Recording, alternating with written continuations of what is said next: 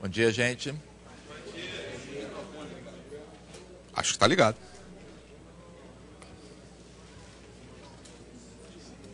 Teoricamente está ligado. Então, bom dia de novo, para que as pessoas escutem agora. Então, as duas últimas aulas do nosso curso vão ser sobre equações algébricas.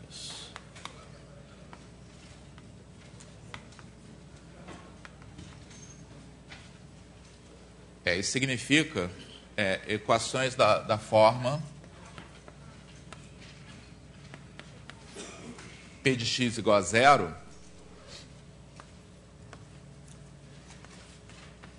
onde P de x é uma função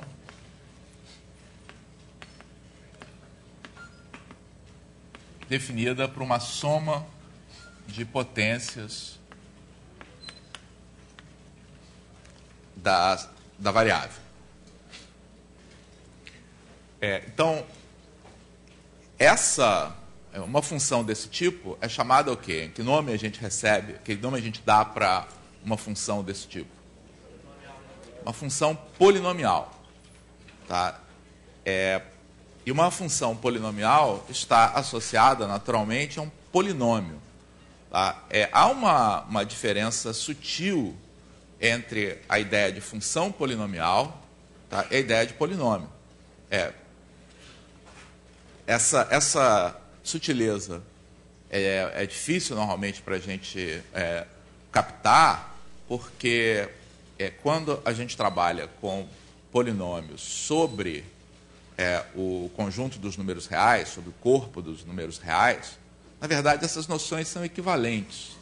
Tá? Mas quando a gente trabalha com polinômios num contexto mais amplo, faz diferença você considerar a função, tá? E considerar a expressão formal, tá? Que na verdade, caracterizada pela lista de coeficientes. Então, o que acontece é que em outros contextos, pode ocorrer de você ter uma lista de coeficientes diferentes, tá? Mas que produzam a mesma função. Tá? Com o conjunto dos reais, isso não ocorre, conforme a gente vai demonstrar na aula de hoje. Tá? Então, para todos os efeitos, por causa desse teorema que a gente vai demonstrar na aula de hoje, falar de polinômio ou falar de função polinomial, quando se está trabalhando com os reais ou com os complexos, tá? Acaba sendo a mesma coisa. Muito bem. Por que a gente está interessado, tá, em focar, tá, em objetos desse tipo e na resolução de equações como essa? Porque esse tipo de equação, tá, ocorre com muita frequência. E nós expomos muitos dos nossos alunos a equações desse tipo, principalmente para polinômios de que grau? Então, a escola básica ensina os alunos a resolver, tá, esse tipo de equação para que grau do polinômio. Então, adianto que grau, tá, é o n para o qual a gente tem um coeficiente diferente de zero, o n máximo para o qual a gente tem um coeficiente diferente de zero. Então, qual é a ênfase que a gente tem na escola básica? Para que valores de n? 1 e 2. Que corresponde aos casos das equações de primeiro grau, equações polinomiais de primeiro grau, tá, e equações polinomiais de segundo grau.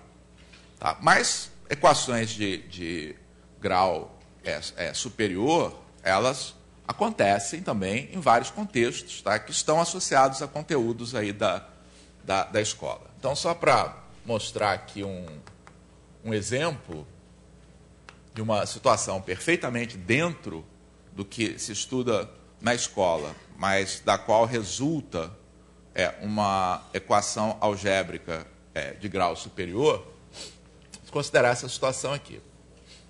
Digamos que você tenha um quadrado, uma folha quadrada,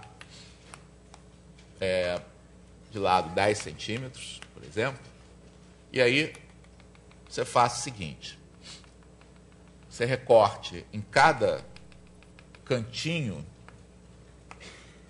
dessa folha quadrada, tá, um quadradinho de tamanho X.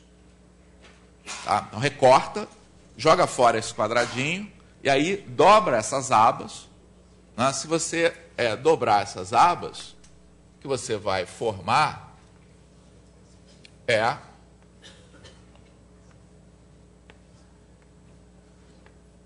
uma caixa, né, cuja base vai ser quadrada.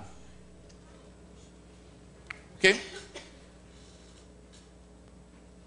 Então, no momento em que você faz isso aqui, você vai produzir, tá, uma caixa cujas dimensões dependem apenas de X. Então, se eu estiver interessado, por exemplo, no volume dessa caixa, eu posso exprimir esse volume em termos da variável X. Qual vai ser a expressão desse volume?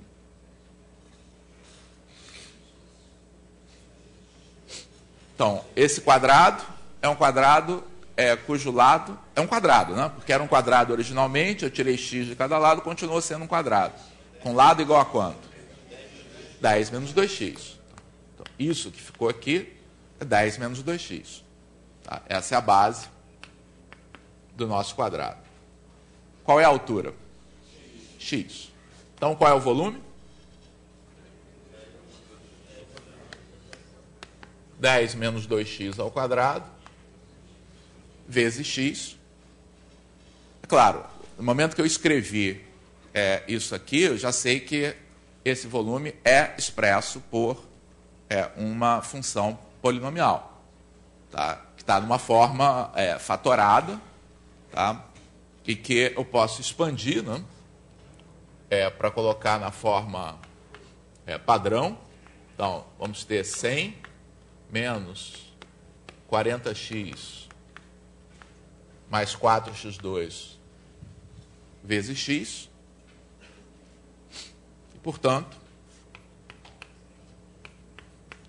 esse volume será 4x3 menos 40x2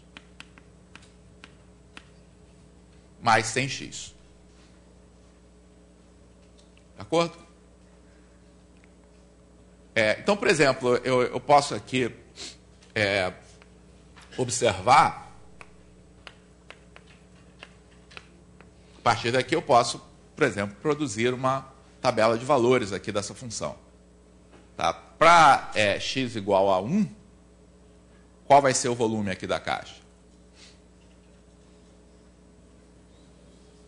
Claro, eu não vou fazer a conta aqui não, né? É mais fácil fazer na expressão original, né? Então, se x é igual a 1, o quadrado vai ter lado 8, tá? A altura vai ser 1, tá? Portanto, você vai dar 8 ao quadrado vezes 1.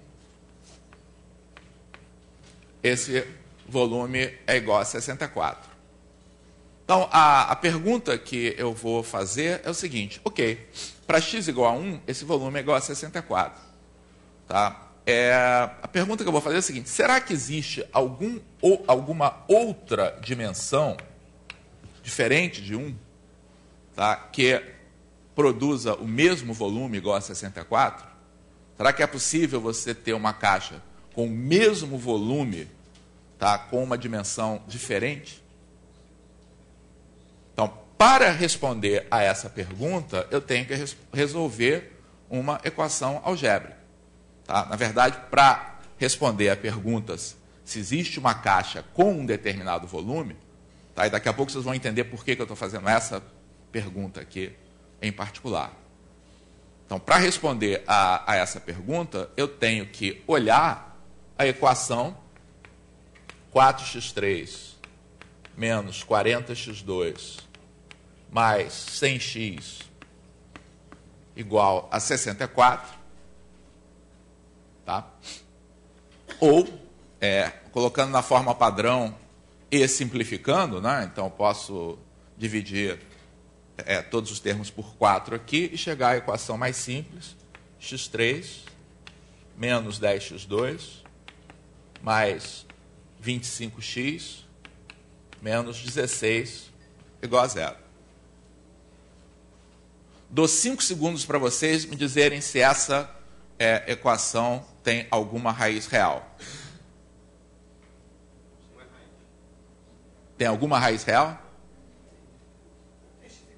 Ah, pois é. Então, 5 segundos foi até muito, tá? Na verdade, a resposta podia ter sido extremamente rápida por várias razões. Primeiro, tá, porque uma propriedade das equações polinomiais de grau ímpar com coeficientes reais é que sempre elas têm alguma raiz real. Tá? Então, isso seria verdade de qualquer modo. Tá? Mas, nesse caso, a gente tem uma coisa a mais. Tá? Porque eu comecei o problema com uma caixa de tamanho conhecido, né?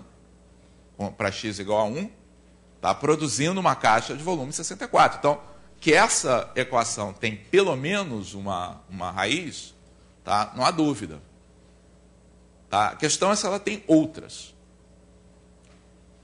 Então, quando você tem uma equação, tá? O fato de você conhecer uma raiz dessa equação, tá? Então, por exemplo, se você está interessado numa equação genérica, tá? Envolvendo outras funções, por exemplo, envolvendo funções trigonométricas ou funções exponenciais, e se eu te digo, olha, você tem que resolver essa equação, tá? Te dou de lambuja uma raiz, tá? E peço para você determinar as demais. Então, o conhecimento dessa raiz, tá? não te auxilia muito a encontrar as demais. Mas para equações algébricas, para equações polinomiais, tá? Tem um fato fundamental, tá? Que faça com que seja uma grande ajuda para pesquisar as demais raízes dessa equação, tá? O fato da gente conhecer alguma de suas raízes. Tá? Que teorema é esse que nos auxilia a fazer essa passagem de uma raiz, tá, para as demais raízes? Sabem qual é o teorema do que a qual eu estou me referindo? Esse teorema normalmente é chamado de teorema de D'Alembert. Tá? E o que ele diz é o seguinte: se eu tenho um polinômio P, eu tenho um número alfa, tá, que anula esse polinômio, isto é, se eu tenho P de alfa igual a 0, tá? Então isso vale, se e somente se, P de x é divisível por x menos alfa. O que isso quer dizer?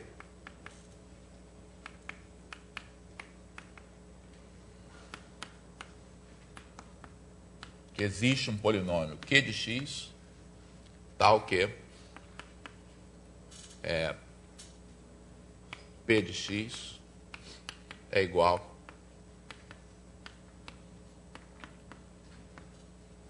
a x menos alfa vezes q de x.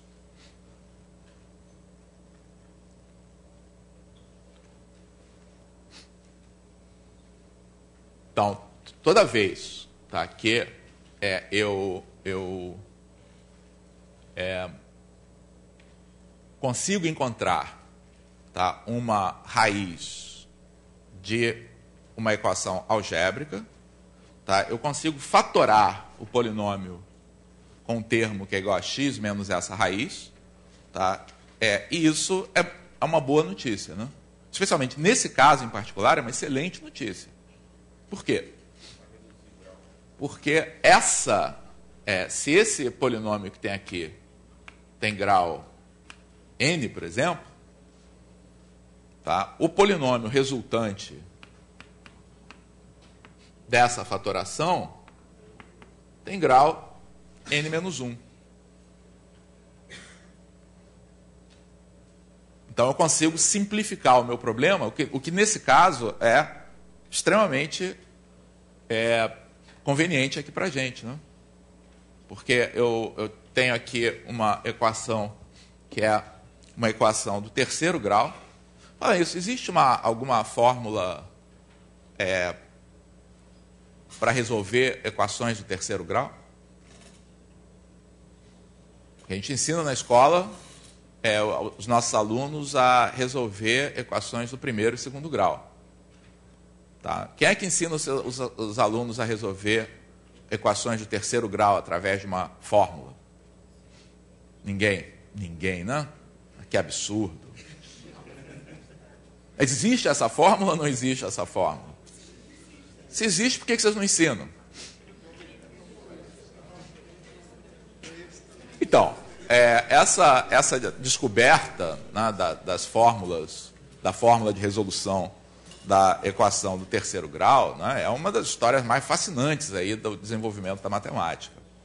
Né? Então, a ideia é que se tinha uma fórmula geral que resolvia qualquer equação de segundo grau, é perfeitamente concebível, tá, que houvesse uma fórmula, tá, também para resolver uma equação como essa.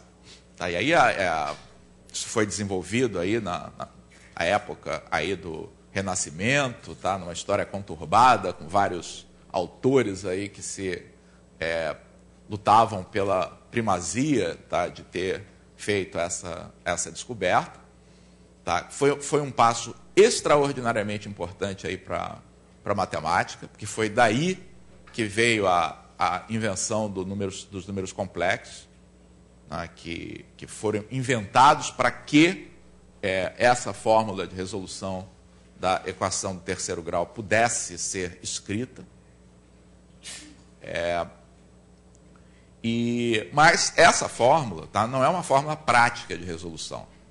Tá? Então, é uma fórmula que, por exemplo, para resolver uma equação como essa, né, essa equação cúbica, que a gente vai ver tem 3 raízes reais, ela obrigatoriamente passa por passos intermediários envolvendo números complexos. Tá? E extrair a raiz cúbica de um número complexo, tá, é algo que não é simples de ser feito também computacionalmente. Tá? Então, vocês não ensinam aos seus alunos na escola, tá, a resolver equações cúbicas, tá, pela fórmula, porque não é para ensinar mesmo. Tá? Não é algo que nenhuma pessoa resolve, tá, equação do terceiro grau, tá, usando a fórmula de resolução. Não é a forma como se faz. Tá? Se faz via métodos numéricos, quando a gente não consegue descobrir uma raiz com facilidade. Esse nosso caso aqui, como vocês mesmos observaram, eu coloquei o problema de tal forma que uma raiz já estivesse pronta. Tá? Mas a fórmula foi uma conquista extraordinariamente importante, mas não é um método prático, tá, de resolução de equação. Então, nesse caso, portanto, o fato da gente conhecer uma raiz, tá, e de termos o teorema de D'Alembert à nossa disposição, tá, faz com que a gente possa reduzir o nosso problema original, que é o de resolver uma equação do terceiro grau, ao problema muito mais simples de resolver uma equação do segundo grau, tá? A partir do momento em que eu faça essa fatoração. Tá? Muito bem. Um outro comentário que eu queria fazer é que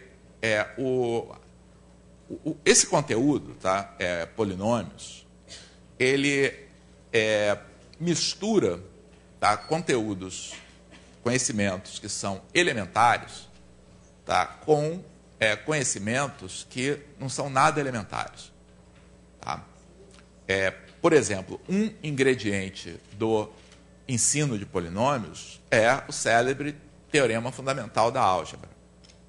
Tá? Que eu, como aluno, eu ficava completamente perplexo com o fato de chamar aquilo de um teorema, que para mim era um axioma. Nunca tinha, eu como aluno do ensino médio, não via nem sombra de demonstração, nem indicação de que pudesse ser demonstrado.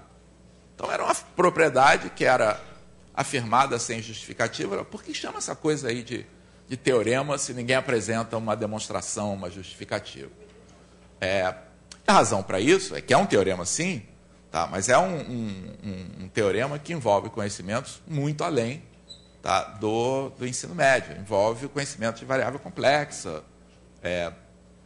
E aí, não vou dizer a maior parte, tá? Mas muitos textos do ensino médio, na hora de falar de polinômio, misturam conhecimentos que são elementares, e esse conhecimento do teorema de D'Alembert é elementar. Você não precisa saber nada, tá, sobre variável complexa ou sobre matemática de nível superior para justificar, com o teorema fundamental da álgebra. Então, muitas vezes, os alunos, eu devo dizer também os professores, ficam confusos aí com esse conteúdo, né? E aí fica uma jogação de fatos para os alunos, porque o caminho aí do que pode ser justificado, daquilo que realmente não dá para justificar nesse nível, tá, fica muito confuso. Tá? Então, o teorema de D'Alembert é um teorema elementar. Tá? A gente não precisa de nada para demonstrá-lo, tá? A não ser saber operar com polinômios. Então, é um teorema, né? É um C e somente C. Tá? Tem um lado aqui da implicação que é óbvio. Tá? Qual é o lado que é óbvio? A ida ou a volta? O teorema diz que se P de alfa é igual a zero, então P de x é divisível por x menos alfa. Diz que se P de x é divisível por x menos alfa, então P de alfa é igual a zero. O que é óbvio para a gente demonstrar? A volta. Então, a volta é completamente óbvia, porque se P de x realmente pode ser escrito como x menos alfa vezes Q de x, então, se eu faço x igual a alfa, essa expressão se anula, portanto, P de alfa é igual a zero. Tá? Então, a volta é perfeitamente óbvia. Tá? Claro que, se existe essa fatoração, alfa é obrigatoriamente uma raiz do polinômio. Tá? A ida não é tão óbvio. Tá? Mas não é... A gente tem uma demonstração que dá até um certo trabalhinho, tá? Mas é relativamente simples de se fazer. Tá? Então, para a gente mostrar que existe essa fatoração, a primeira coisa que eu vou fazer é isso aqui. Ó.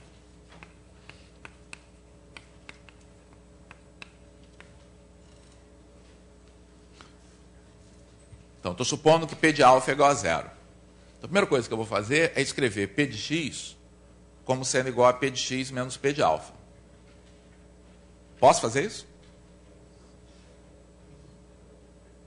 P de x igual a P de x menos P de alfa? Posso fazer isso? Por quê? Claro, P de alfa é zero. Estou subtraindo zero aqui. Tá? E qual é a vantagem de eu fazer isso?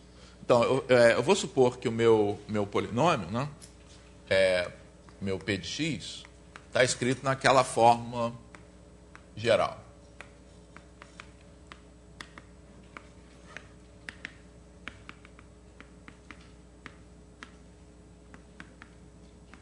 Então, quando eu substituo x por alfa, eu vou ter a mesma coisa aqui com as potências.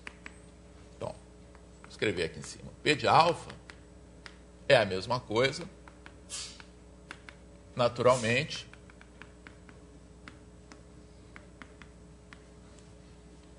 com x no lugar de alfa. Logo, P de x menos P de alfa, agrupando os termos que têm o mesmo coeficiente, tá? Vai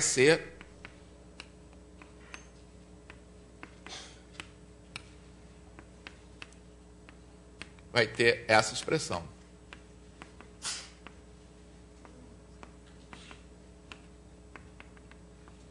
Note que o A0 vai cancelar, né?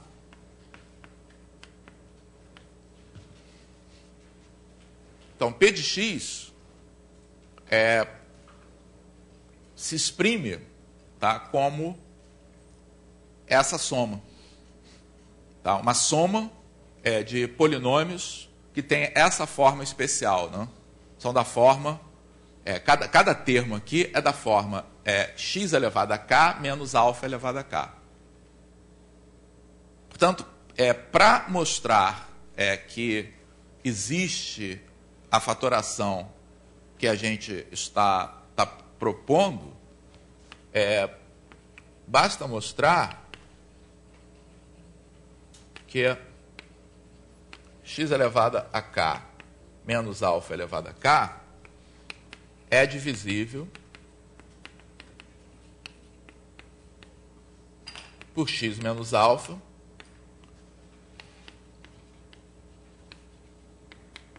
para todos os valores de k.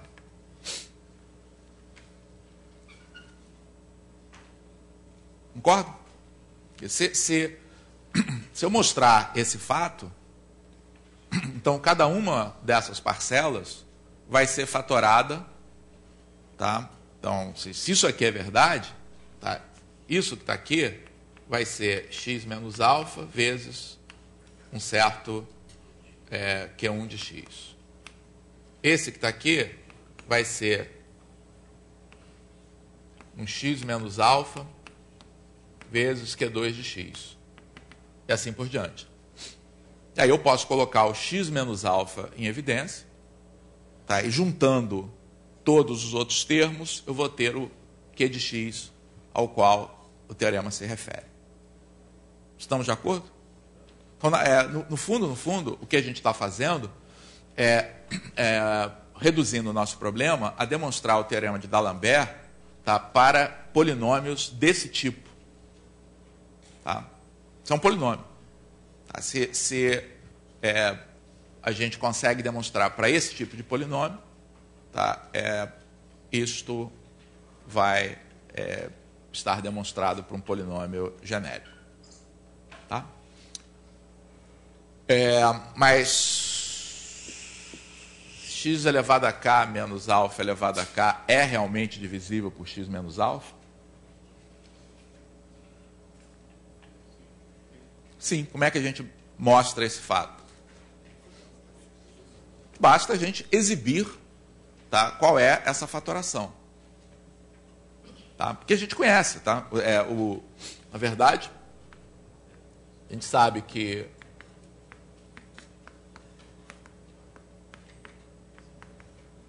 para valores pequenos aqui de K, tá? Esses são os produtos notáveis aí que os alunos da escola básica conhecem. Né? Então, x ao quadrado menos alfa ao quadrado, tá? A gente sabe que é x menos alfa que multiplica x mais alfa. X ao cubo menos alfa ao cubo, eu não vou dizer que todos os alunos sabem disso, tá? Mas isso aqui é x2 mais alfa x mais alfa ao quadrado. Então, isso sugere que x elevado a k menos alfa elevado a k sugere, tá? Não tenho certeza ainda. Mas sugere que isso aqui seja x elevado a k menos 1 mais alfa x elevado a k menos 2 e assim por diante, até alfa elevado a k menos 2x mais alfa elevado a k menos 1.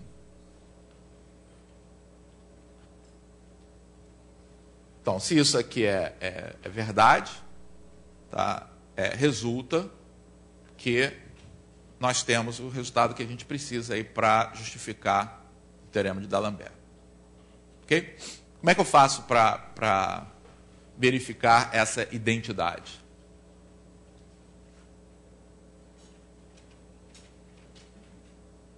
Como é que eu faço para verificar essa identidade?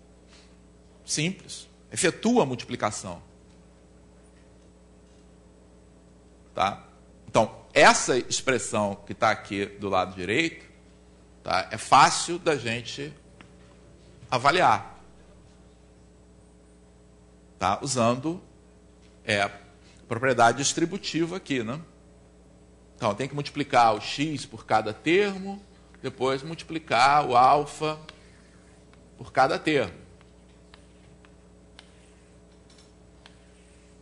E somar os resultados. Então, vamos efetuar isso aí. Então, para simplificar a minha vida, eu já vou fazer essa multiplicação arrumando aqui termos de mesmo grau no mesmo lugar. Né? Então, quando eu multiplico por x aqui, temos x elevado a k, mais alfa x elevado a k menos 1, alfa k elevado a menos 2, x ao quadrado, alfa k menos 1, x.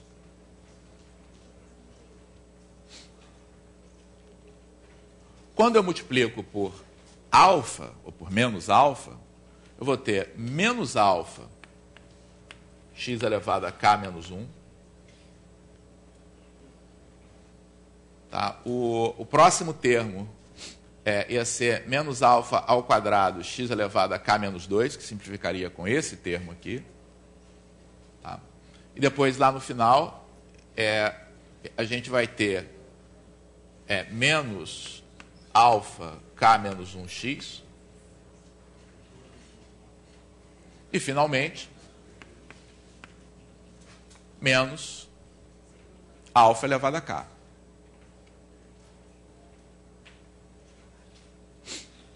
Quando nós simplificamos os termos de mesmo grau em x, cancela tudo, exceto x elevado a k menos alfa elevado a k.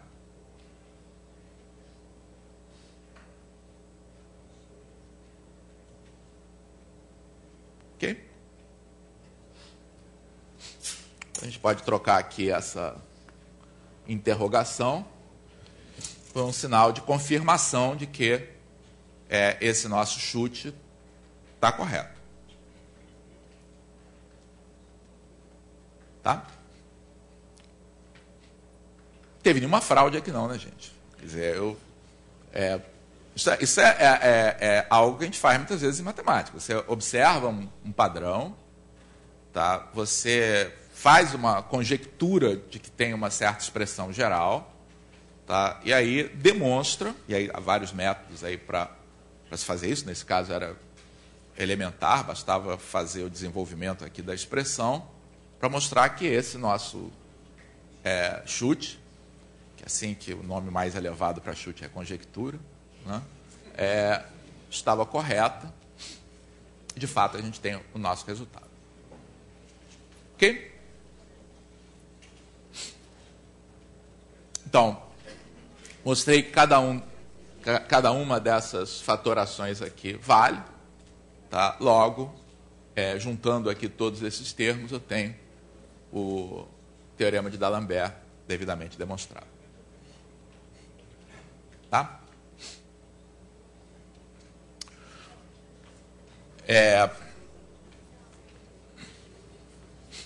Então, falei que esse é um fato fundamental.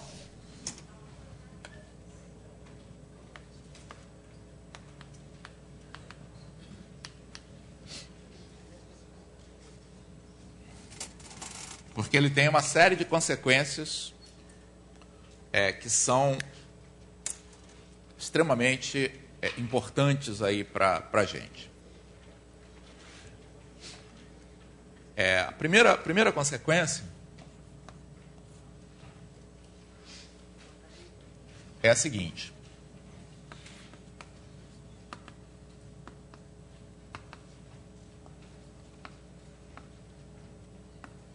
Polinômio de grau n se anula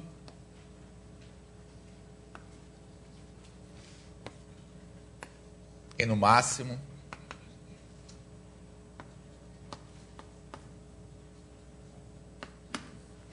n pontos.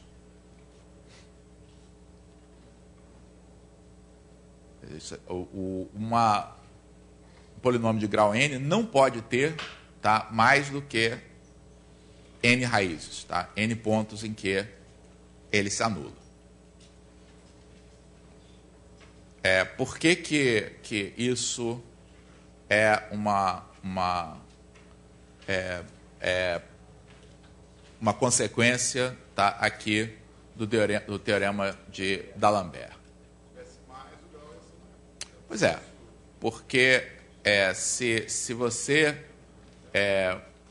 digamos que você tenha uma lista de mais de n pontos, tá, em que esse polinômio se anula. Tá? Então, esse polinômio é um polinômio de grau n. Tá? Então, se α1 é o primeiro ponto em que ele se anula, ele pode ser escrito como x menos 1 que multiplica, x menos α1 que multiplica q de x. Mas esse aqui tem grau n menos 1. Tá? E se um certo alfa diferente de α1, tá, anula p de x, também obrigatoriamente vai anular q de x. Tá? Então, esse processo continua.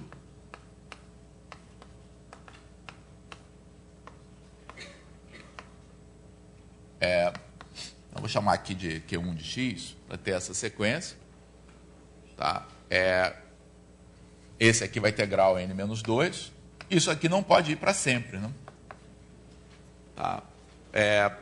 No máximo, tá, esse processo termina, tá, quando esse polinômio tem grau 0. Tá? É uma constante. Tá? Quando ele tem grau 0, não tem mais raízes. Tá? E aí você terá chegado nesse ponto, tá, ao máximo, tá, de n fatores, tá, nessa expansão. Okay? Então, esse é um fato importante a respeito de polinômios, que é elementar. Tá? Um polinômio de grau 5, tá, não pode se anular, tá, em mais do que 5 pontos. Tá? Uma outra consequência, tá, aqui desse fato, tá, é a seguinte.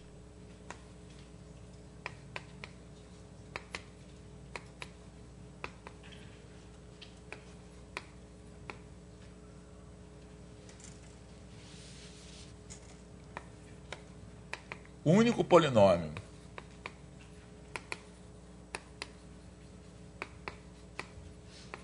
que se anula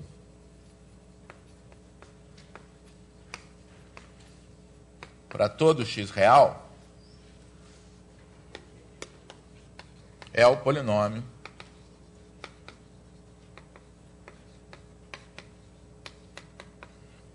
p de x igual a 0. O que eu estou dizendo, quando eu escrevo p de x igual a... Está dizendo, você não está escrevendo a mesma coisa, tá, nos dois lados, não?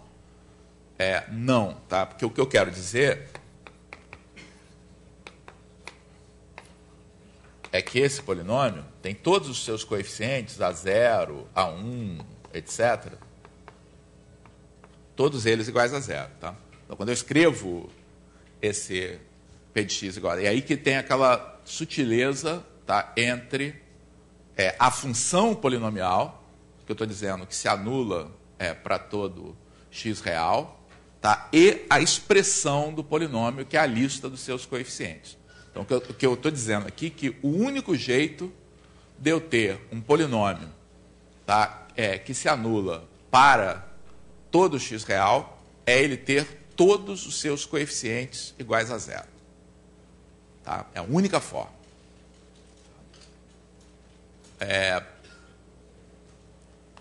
Por que isso é verdade? Por que um polinômio que não seja dessa forma, tá, não pode se anular para todo x real?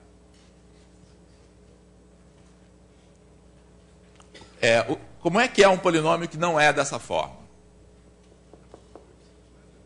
Polinômio que não é dessa forma, tá, é um polinômio, tá, que tem algum coeficiente diferente de zero. Tá? Um polinômio que tenha algum coeficiente diferente de zero, tá, ele é regido pelo teorema de D'Alembert. Tá? E por essa consequência que está aqui. Tá? Pega o maior termo diferente de zero dele. Tá? Se for o termo A1, tá, ele é uma constante, um polinômio de tipo P de x igual a 2. Certamente não se anula. Tá? Não é esse objeto. Mas se o maior termo diferente de zero é um n maior ou igual a 1, ele vai ser um polinômio de grau n, que tem no máximo quantas raízes? N. Então não pode se anular para todo x real. Tá? Na verdade, um polinômio que se anula numa infinidade de pontos, tá, só pode ser o polinômio que tem todos os coeficientes iguais a zero. Tá?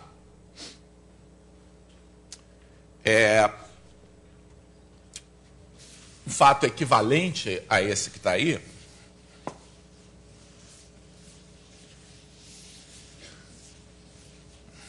vou chamar até de 2 linhas, porque na verdade é a mesma propriedade. Tá?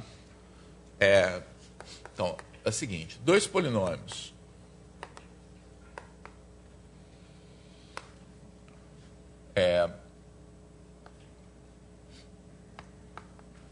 têm o mesmo valor numérico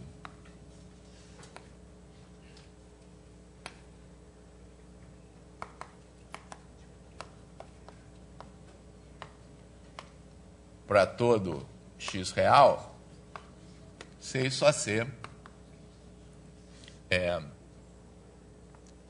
tem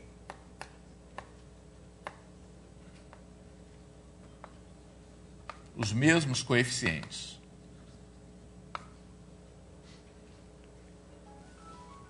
Que é uma afirmativa um pouco mais geral, dizendo a mesma coisa. Né? Então, aqui eu estou dizendo que o único polinômio, se um polinômio se comporta como polinômio que tem todos os seus coeficientes iguais a zero, isto é, se anula para todo x, então é porque os seus coeficientes são necessariamente todos nulos.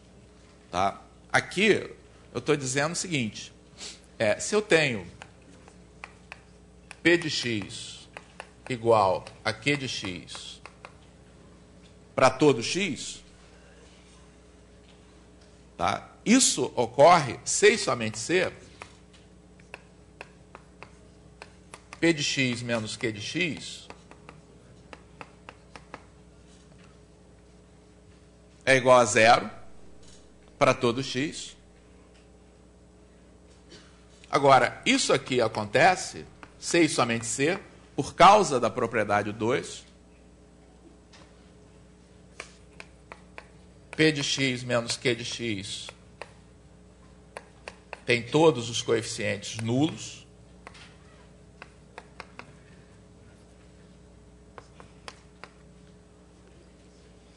Tá? Essa diferença P de x menos Q de x, tá, é um polinômio que está se anulando para todo x. Então, por causa da propriedade 2, significa que essa diferença tem todos os coeficientes nulos. Mas como é que a gente obtém os coeficientes de P de x menos Q de x? Subtraindo os coeficientes respectivos. Então, se todos os coeficientes são nulos, é porque P de x e Q de x tem todos os coeficientes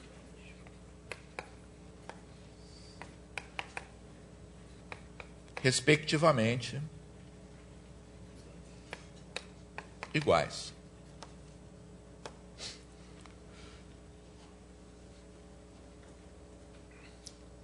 Ok? Então, note que na propriedade 2, tá? E na propriedade, em consequência, na propriedade 2', né? O argumento que a gente usou, tá? É que eu não poderia ter essa propriedade sem que o polinômio fosse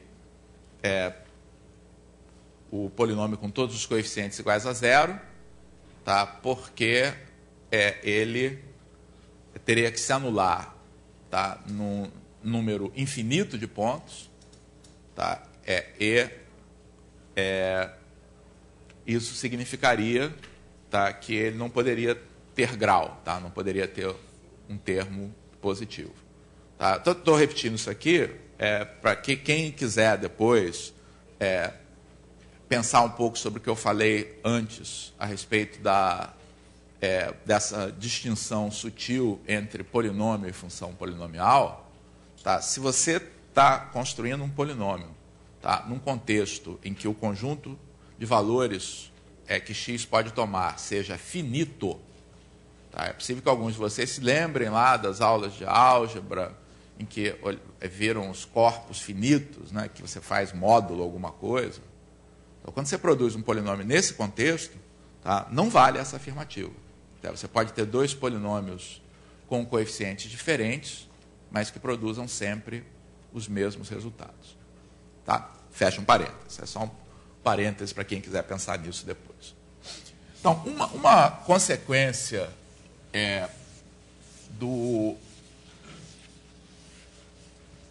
desse fato que a gente acabou de demonstrar, tá, aqui no 2', tá, é o chamado método dos coeficientes a determinar,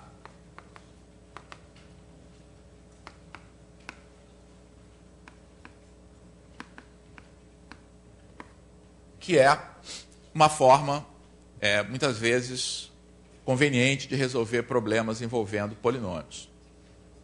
Então, se eu tenho dois polinômios que assumem os mesmos valores, tá, para todo x, eles obrigatoriamente têm que ter os mesmos coeficientes. Tá?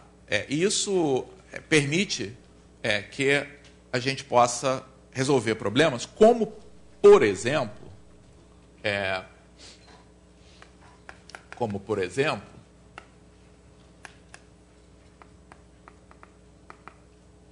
dividir um polinômio p de x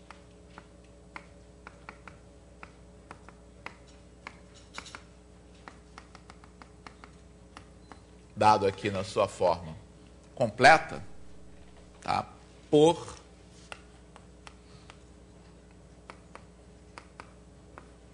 x menos alfa.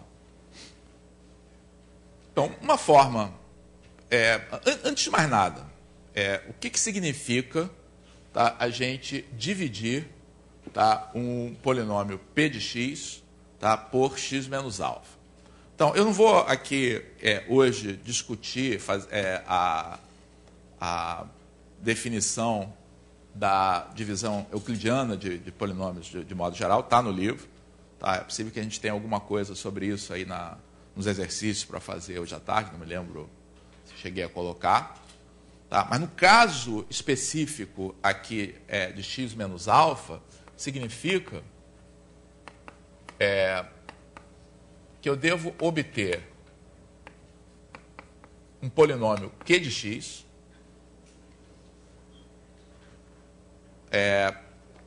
que é um polinômio de que grau? n-1. Tá? Então, vou representá-lo bn-1 x elevado a n-1 mais b0.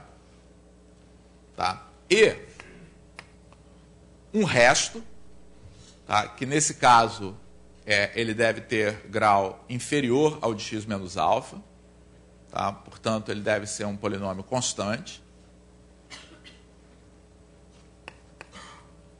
tais que P de x seja igual a x menos alfa Q de x mais R. Ok? Então, note que significa que meu problema fornece os coeficientes de P de x, que é uma lista de n mais 1 valores, tá? E a gente vai precisar obter os coeficientes, tá? De Q de x mais o resto R.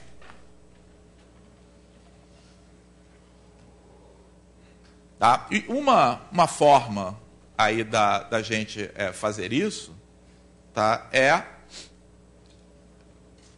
expandindo o que a gente vai ter aqui nesse lado direito, tá?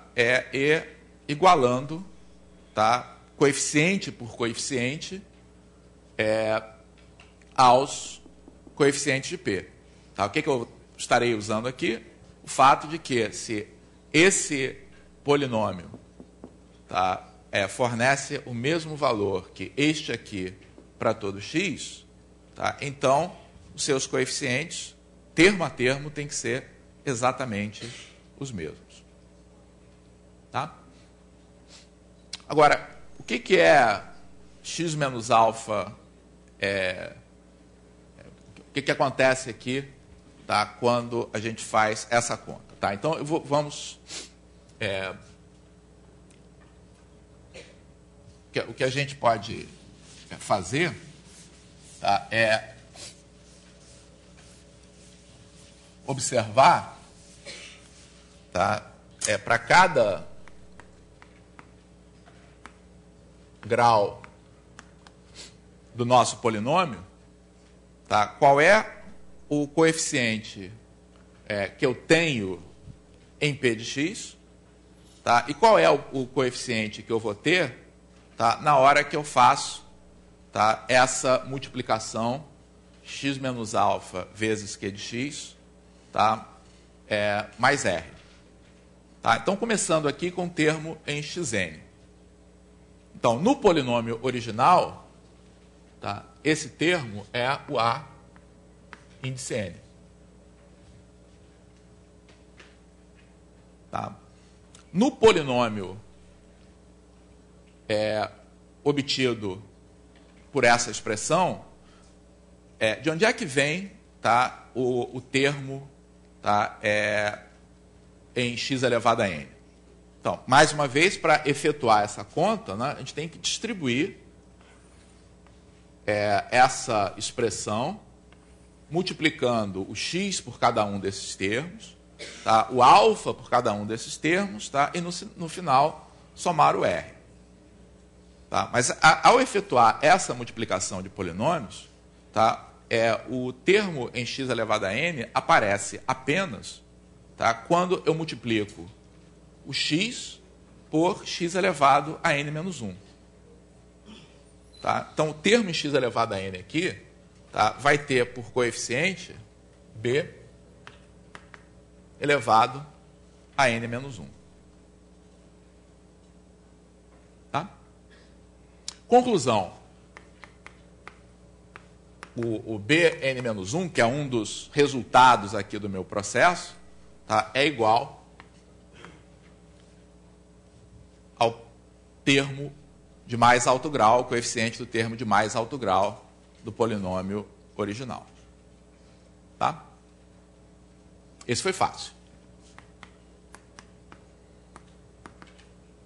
A partir daqui, tá, a vida fica um pouquinho mais complicada, né? Porque agora, cada termo que no polinômio original é dado pelo coeficiente, por exemplo, A índice n menos 1, tá, ele vai ser gerado, tá, mais do que uma vez, tá? Então, onde é que eu tenho um termo em x elevado a n menos 1 nessa multiplicação? Então, note que eu vou ter menos alfa bn menos 1 x elevado a n menos 1. Então, quando eu multiplico alfa por esse termo de maior grau de q de x, eu produzo um termo em x elevado a n menos 1. Mas eu produzo também um termo em x elevado a n menos 1 quando eu multiplico o x pelo termo em x elevado a n menos 2, que eu não escrevi aqui. Tá? Então, eu vou ter uma outra parcela, que é bn menos 2 x elevado a n menos 1. Ok? Então, o coeficiente do termo em x elevado a n menos 1 nesse polinômio é menos alfa bn menos 1 mais bn menos 2. Nessa expressão, o an menos 1 é conhecido. Tá? O bn menos 1 eu já calculei no passo anterior. Tá? Então, neste passo, eu posso obter uma expressão para o bn menos 2, tá? Que qual vai ser a expressão do bn menos 2? É o an menos 1 mais alfa bn menos 1. Ok? Esse processo vai se repetir, né? Vou fazer mais um aqui para ficar claro. Então, como é que vai ser o termo em x elevado a n menos 2? Então, no polinômio original, ele tem coeficiente a índice n menos 2. No polinômio aqui multiplicado, ele vem do alfa, que multiplica o termo em xn menos 2, então vou ter menos alfa bn menos 2 x elevado a n menos 2, mais o termo que vem do x multiplicando o termo em x elevado a n menos 3. Então, isso vai ser o bn menos 3 x elevado a n menos 2. Então, isso vai ser menos alfa bn menos 2 mais bn menos 3. É a mesma ideia. Esse é conhecido, porque é do polinômio original. Tá? Este aqui eu já calculei no passo anterior. Então, eu tenho uma expressão para o bn menos 3 que é análoga à anterior. Tá? É o termo n menos 2 do polinômio original, tá? Somado a alfa vezes o que foi encontrado no passo anterior. A coisa vai até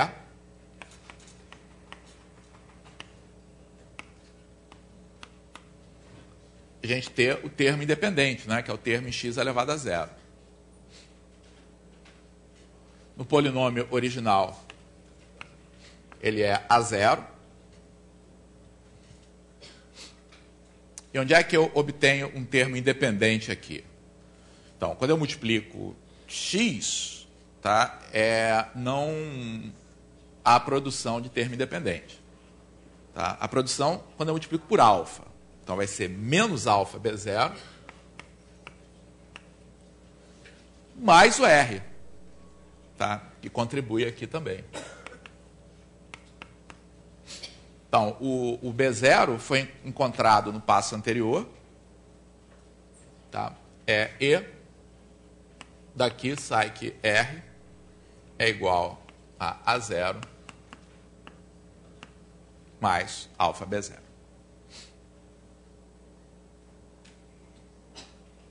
Já tinham visto isso aqui? Isso é novidade para vocês? De jeito nenhum. Tá? Não é novidade para vocês. Tá? Vocês sabem fazer isso, vocês sabem disso. Tá? O que eu acabei de fazer aqui, tá, é o chamado algoritmo de Briot-Ruffini. Tá? O que acontece muitas vezes é que o algoritmo é apresentado muitas vezes como desses fatos da vida que você não tem explicação. Tá? A explicação dele é um processo, tá? Nem é a única maneira de fazer, tá? Mas ele é um processo que de divisão de polinômio, que uma das formas da gente fazer é via, tá, o método dos coeficientes a determinar. Quer dizer, o chamado dispositivo prático de Briot-Ruffini, tá, nos dá uma maneira mnemônica, tá, de arrumar essas contas que estão aqui. Então, é conveniente para fazer isso, né, a gente escrever nosso polinômio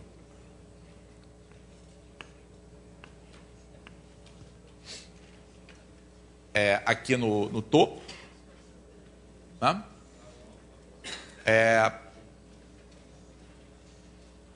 Normalmente a gente coloca o número, tá, cujo valor a gente quer o alfa, né, do x menos alfa, tá, ali do lado esquerdo, né?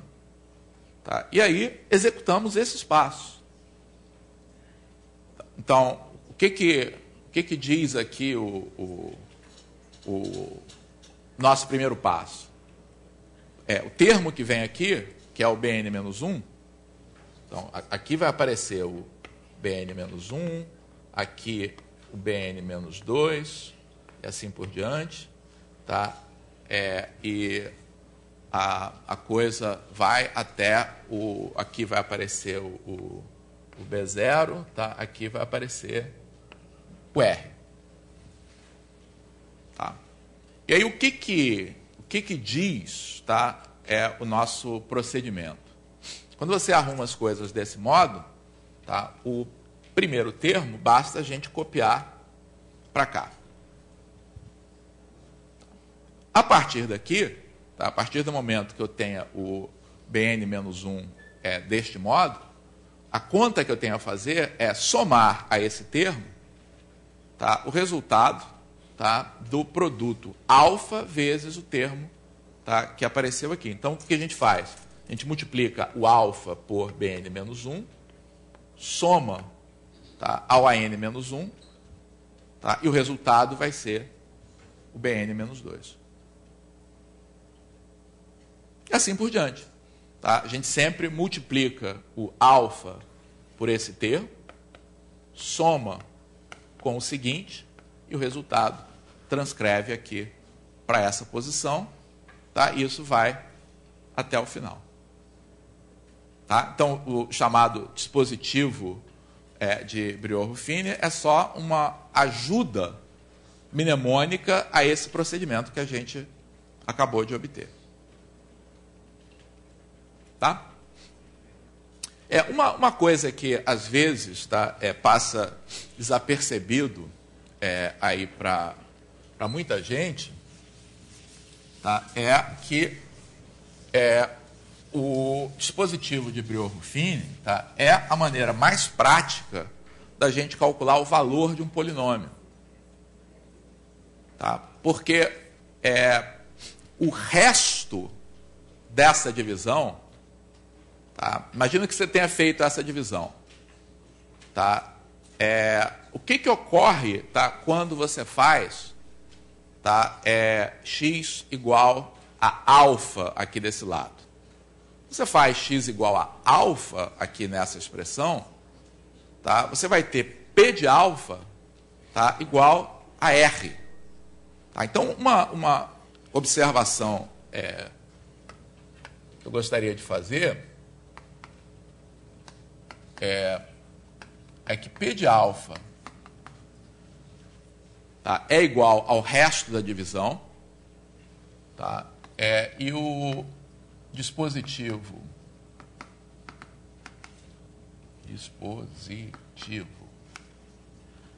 de Brillouin-Ruffini, eu nunca sei se são 2 Fs, 2 Ns, 2 Fs e um N, é a forma mais prática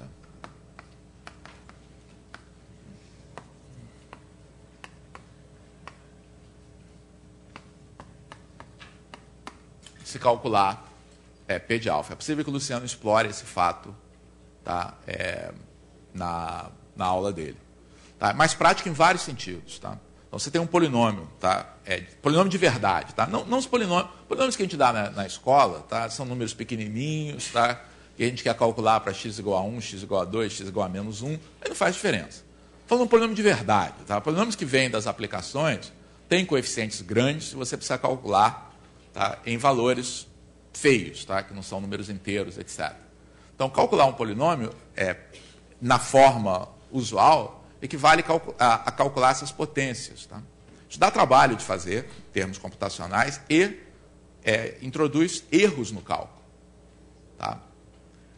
Isso está explicado aí no livro, eu convido vocês a ler, tá, sobre esses fatos. Então, em qualquer software, por exemplo, que tenha que calcular valores de polinômio, isso é feito usando, tá, essa forma, implementação do dispositivo de Brillouin-Ruffini. Então, para exemplificar, nós podemos voltar à equação do início da aula. Né?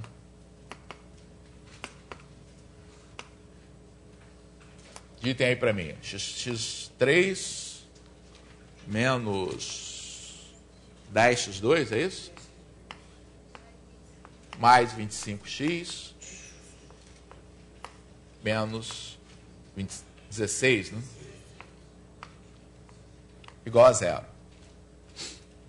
Então, a gente sabe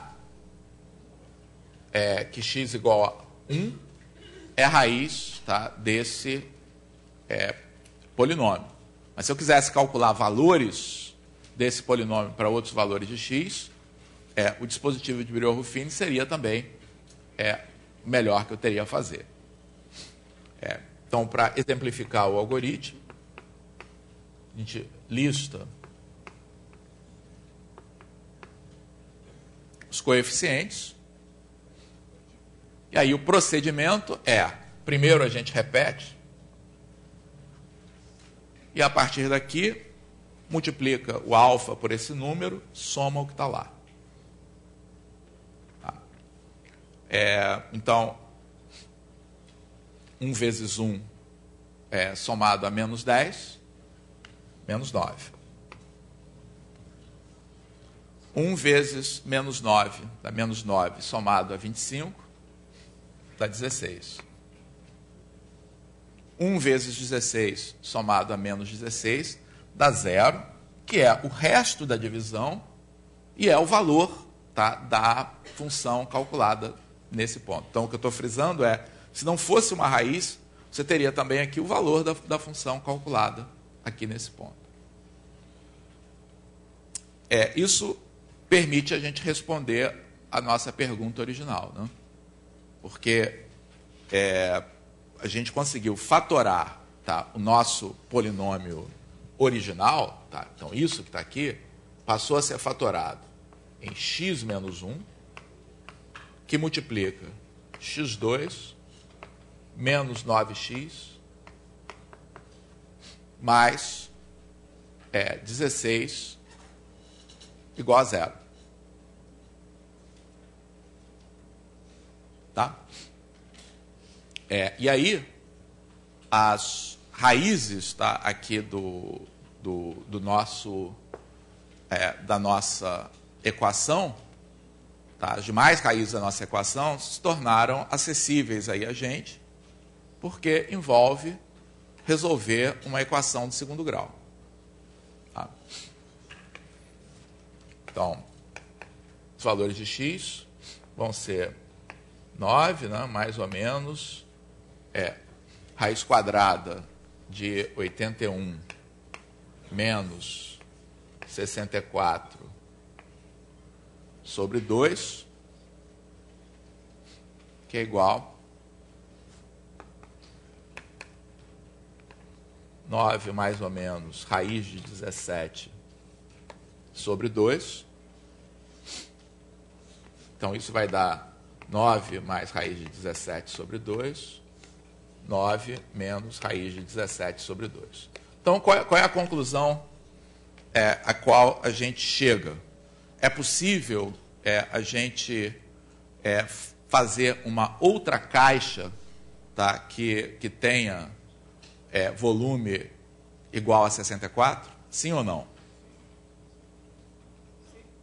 Sim? Quais são as soluções? Tem 3 jeitos, então, de fazer essa caixa igual a... Não?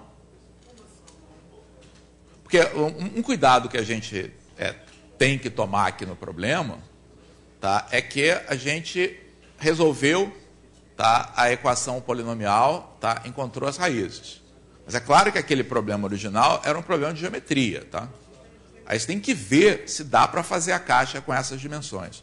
Então, se vocês observarem bem, essa solução que está aqui não vai servir. Tá? Pelo seguinte, raiz de 17 é 4 e pouco. Tá? Então, 9 mais 4 e pouco sobre 2, tá, é um pouco mais de 6,5. Você não pode fazer x igual a 6,5, porque no máximo x é igual a 5. Então, na verdade, essa solução que está aqui não vai servir, tá, para o nosso problema original. Para terminar, eu queria fazer uma menção ao teorema fundamental da álgebra.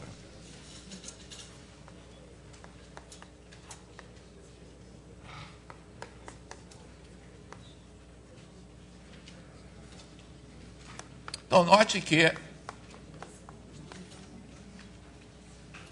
queria chamar a atenção que tem um bocado de coisa que a gente pode fazer sobre polinômios, tá, apoiado em conhecimentos que os alunos, que estão ao alcance dos alunos, tá, que não são, que são consequências de coisas que vêm da escolaridade aí da escola básica, tá, que não dependem do teorema fundamental da álgebra. Tá? O teorema fundamental da álgebra, tá, que é uma grande conquista, né? O que ele faz, tá? Então, primeira coisa, note que todo o momento, tá, que até agora, tá, a gente está considerando polinômios em que a variável x é um número real. Tá? O problema original aqui da aula era um problema de uma caixa, tá? Só interessa falar em x real. Tá? A grande sacada, tá, é que no momento em que você permite que um polinômio possa, que a variável do polinômio possa assumir também valores complexos, tá, toda a teoria, tá, fica muito mais satisfatória, tá, por causa do teorema fundamental da álgebra. Tá? Então, o teorema fundamental da álgebra, o que ele diz, tá, é o seguinte: toda função... Então, vamos escrever todo polinômio. Todo polinômio P de x, e aí ele vale para coeficientes reais, vale também, mais geralmente, para coeficientes complexos. Tem pelo menos uma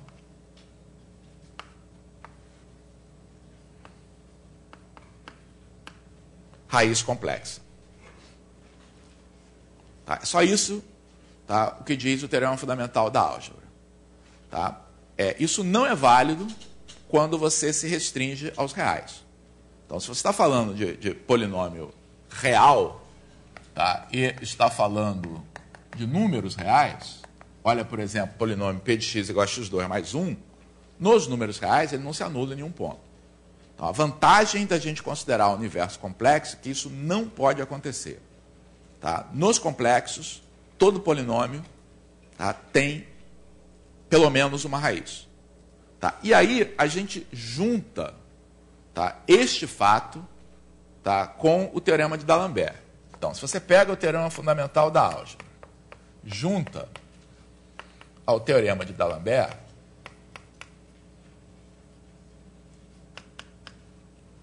então, se eu tenho um polinômio P de x de grau n, tá, o teorema fundamental da álgebra, tá, garante, tá, que ele tem pelo menos uma raiz. Significa que ele tem alguma raiz alfa 1. Mas aí o teorema de D'Alembert garante que você pode pegar esse polinômio e fatorar como x menos alfa 1 vezes q de x, que vai ter grau n, devia ter dito aqui, de grau maior ou igual a 1, tá? Polinômios de grau 0 não necessariamente tem raiz, tá? Isso vale para polinômios de grau maior ou igual a 1. Então, se esse polinômio ainda for um polinômio de grau maior ou igual a 1, tá? O teorema fundamental da álgebra diz que ele tem uma raiz alfa 2. Mas aí o teorema de D'Alembert me diz que ele pode ser fatorado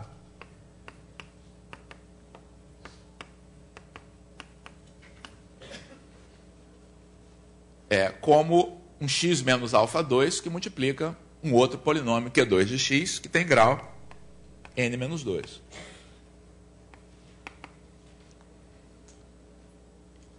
Essa brincadeira vai até que eu obtenha um polinômio de grau 0, tá?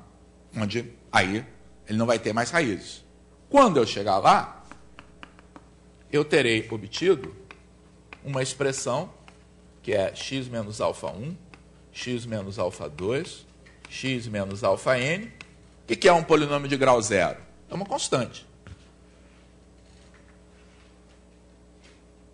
Então, o teorema fundamental da álgebra, tá, se junta ao teorema de D'Alembert, tá, para proporcionar uma representação extremamente conveniente para um polinômio, desde que você considere o universo dos números complexos. Então, no universo dos números complexos, tá, então, se você permitir que esses alfas sejam números complexos, o polinômio pode ser fatorado sempre, tá, como uma constante multiplicada por n fatores do primeiro grau. E aí a gente pode ter uma série de coisas, tá, que não tem quando você trabalha com polinômios olhando exclusivamente as raízes reais. Por exemplo, relação entre coeficientes e raízes. Relações entre coeficientes e raízes só são válidas quando você considera o conjunto de todas as raízes, tá, reais ou complexas. Fala, eu vou inventar uma fórmula para dar uma relação entre os coeficientes entre os coeficientes e apenas as raízes reais. Existe, não tem uma expressão geral desse tipo. Tá? Então, o papel do teorema fundamental da álgebra é permitir este passo final, tá? Que é fazer com que todo polinômio possa ser escrito nessa forma padrão. Certamente o Luciano vai ter mais coisas a falar sobre isso aí na aula dele mais tarde. Tá? Só uma questão relativa ao leitor da redação, vamos dizer assim, né? Quando a gente fala que tem pelo menos uma raiz complexa, a gente está entendendo naturalmente que o conjunto de reais é um subconjunto de complexos. Certo. Então, x menos 1 igual a 0 satisfaz esse que é 1. É isso mesmo. Por que também não escrever com coeficientes complexos, sem colocar reais ou complexos? Não, claro. A pergunta foi, no meu enunciado, tá, eu disse que o polinômio, ele está reclamando de uma certa assimetria aqui no enunciado do teorema. Tá? Na conclusão, tá, eu escrevi que o polinômio tem pelo menos uma raiz complexa, e é claro, essa raiz complexa pode ser um número real. Tá? Enquanto aqui no início, tá? Eu frisei coeficientes reais ou complexos. Tá? Foi para ênfase apenas, tá? Porque a gente estava falando a aula toda de coeficientes reais e eu quis frisar, tá? Que os coeficientes podem, isso aí vale também para equações polinomiais com coeficientes complexos. Eu não perderia nada se eu tivesse arriscado aqui o reais. Mais com o Luciano daqui a pouco.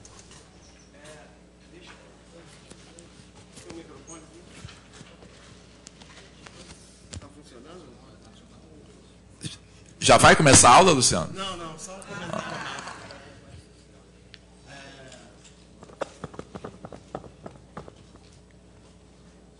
Isso que o Adolfo falou é muito interessante, porque isso já foi erro de questão de vestibular, né, de concurso, etc.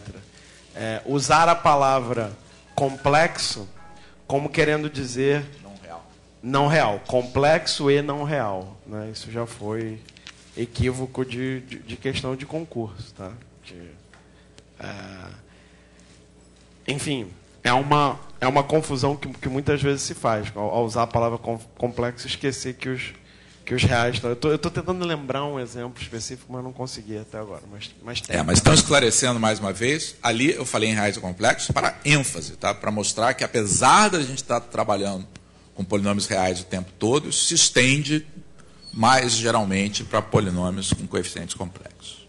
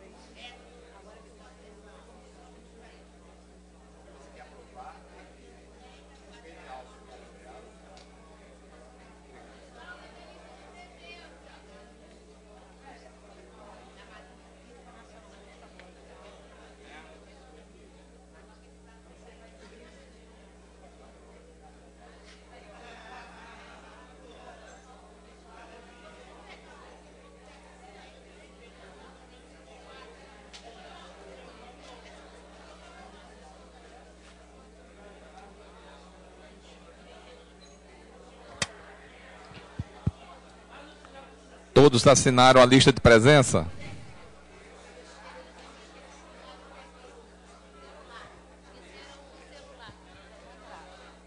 Pessoal, quem esqueceu um celular ontem aqui? Uma menina que parece que procurou lá na sala. Foi, Edvânia? Fala com ela que está comigo, tá? Por favor. Ela tem que falar para mim para dizer que é dela mesmo. Não, porque todo mundo sabe que é LG. LG. Então ela já falou?